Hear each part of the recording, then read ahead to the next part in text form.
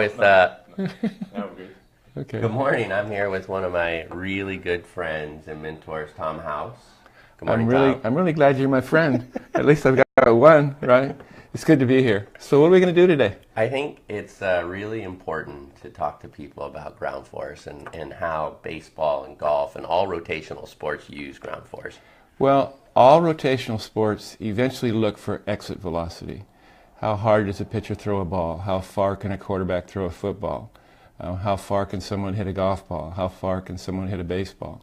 And it all starts with ground force. And what ground force basically is, you're taking the weight of your body and you're moving it forward in a time frame.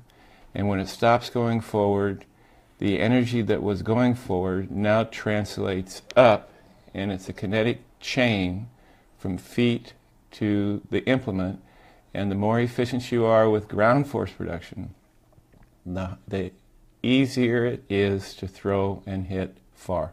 So I remember, I love stories. I remember you saying to me a long time ago that Nolan used to say, "I want to throw hard easy," and that's exactly what you're talking about. Exactly. And I didn't know what it was when he was saying it. You've got a good memory about stories. He would literally say, "I want to throw hard easy. I want to grunt in front." And I wrote it down, but I wasn't really aware of what it actually meant when it came to application. And the bottom line is, in a time frame, the faster you can move 200 pounds, the more ground force you're going to create, and the more ground force you create, the less strength it takes to throw hard. So there was the magic of Nolan Ryan. Got it. So for the people that are listening and watching this, so just so I understand, so there's a way to do it efficiently, right, and then there's inefficient ways. And when people get injured, what they're doing is they're recruiting strength out of sequence. Dead on. What happens, movement out of sequence and strength recruited out of sequence, is inappropriate performance and or injury. So someone that wants to throw 90 miles an hour, if they're not getting it from ground force production, then they have to do it with torque in their torso and muscle strength in their accelerators and decelerators. You can do it, but you can't do it long term, and you can't do it consistently, and that combination usually ends up with performance and injury problems. So I remember we talked about this a few weeks ago, and you said that there's this cascading effect. Yes. So the muscles or joints below or above where the leakage is, I'm going to call it. Yep. That's where we have injuries. But sometimes the problem could be the shoulder strength. Yes. And we have a rib issue or we have a wrist issue. Perfect. Now, you're setting this up for me perfectly. You're only as strong as your weakest link, and you're only as efficient as your worst movement. And the movement and the strength are kind of like married together. And you can recruit strength or movement out of sequence, but you're going to pay a price. So the ultimate efficiency and the ultimate strength recruitment is when ground force production, timing, torque, and basically hip and shoulder separation, and then the accelerator, decelerator efficiency in the body's muscles to get the energy into the implement. When all those things are efficient, you throw hard and hit far easy.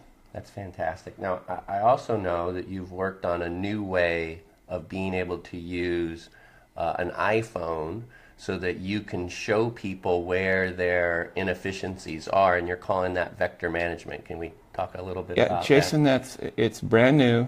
In fact, we've applied for a patent on it, and it's possible because of the technology that's out there right now.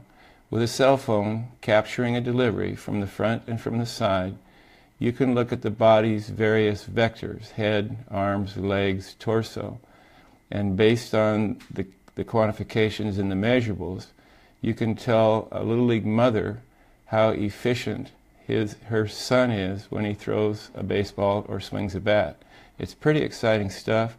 It's just in its infancy, but I think it's going to scale and give mom and dad at home ownership of what is actually being taught to their young athletes. That's a great segue into this group that we've kind of formed, which is Qualis OS. Right. And so can we talk a little bit about what the goal of this is for the families at home and the young athletes? Exactly. And for the people that are watching this little interaction between you and me today, what we're trying to do is put objectively researched data, science-based, basically it's measured, quantified, and deliverables that a family can actually use at home, just like we do with our elite athletes when they come to us for 10 grand a day.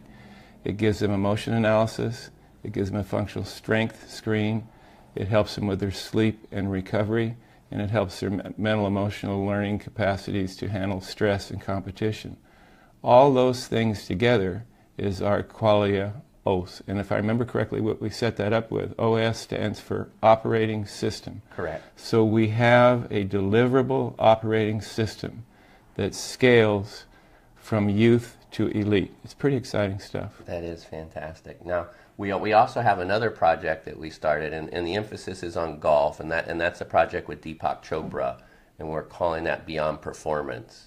Well, for those of you that know Deepak, there's no need to talk much about the fact that he touches a billion people with mindfulness, the mind-body connection, joy, belief, all the really good things.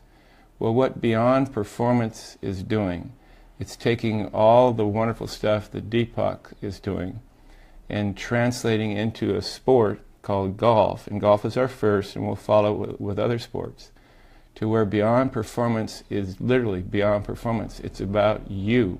It's about individualizing what you as an individual need to get better with your mechanics, your functional strength, your mental emotional, and your nutrition and your sleep. It's a combination of really good stuff in tandem with what has already been proven by Deepak, and golf is our first entree into it, and it looks like it's going to be really fun. Yeah, that sounds exciting. So the one last thing I want to touch on is the neurophysiological training and how we're taking the 40 plus years of experience in training the body and patterning and connecting that with this technology called Focus Band. And what have you seen so far with athletes we've combined these two? That's a great setup for what I think the most exciting thing that I've seen in 50 years of professional sports is we can actually, through Focus Band, we have the technology to actually look at and measure. It's kind of an MRI for the brain, what goes on in not only just preparation, but competition. The thinking, the feeling, the nervous system, and the 90 trillion cells to get the action done. So Focus Band is literally enabling us to not only identify, but to come up with the fixes for the various things that most athletes go home with. A lot of I think Yogi Berra said it best.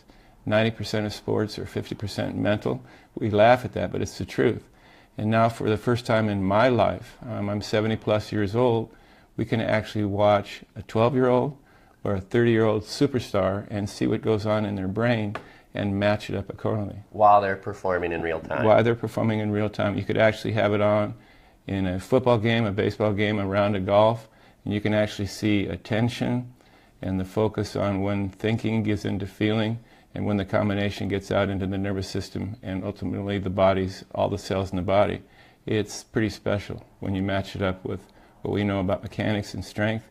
It's a home run. So it's really truly talking about homeostasis. Like we're educating people how they themselves can get into the flow state, and it's not this elusive, ethereal thing that floats around, but it's really the mind-body connection. Dead on. And the big word homeostasis is your body in balance for what you're trying to do with your daily activity.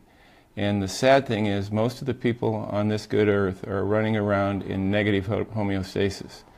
They're just trying to feel or do less bad than they did yesterday.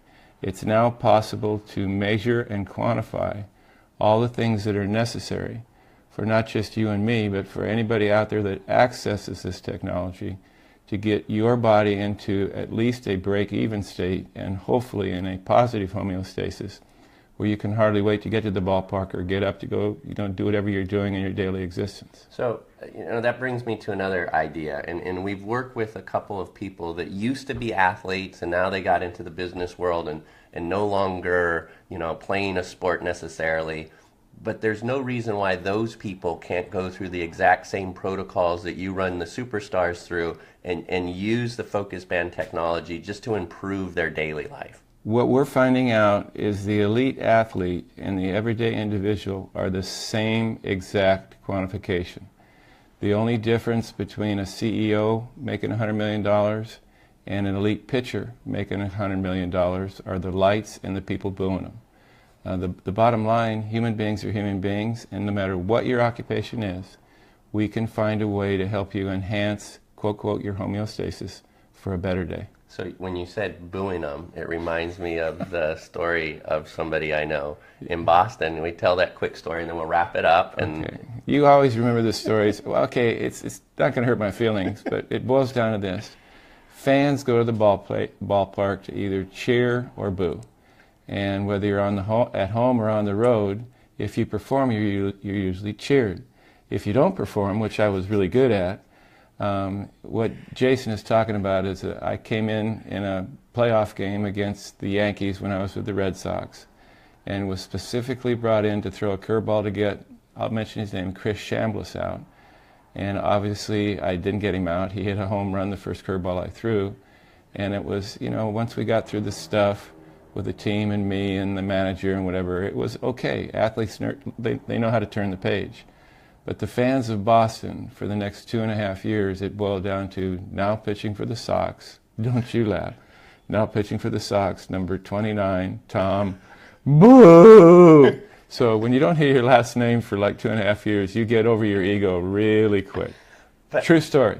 I love that story for another reason. And the reason why I love that story for another reason is it was really the first time that we started to understand reframing. Right. So maybe rewind a little bit and say what happened on the mound, and then what happened in the game. Okay. And then how you learned a very valuable lesson about. Awesome. This really ties it up.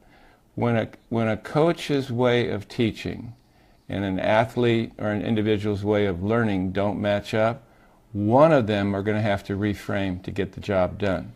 And what I messed up with was I was told by my manager, Don Zimmer, who was a great baseball mind for a long time, said, I don't care what you do, don't give a home run up to Chris Chambliss.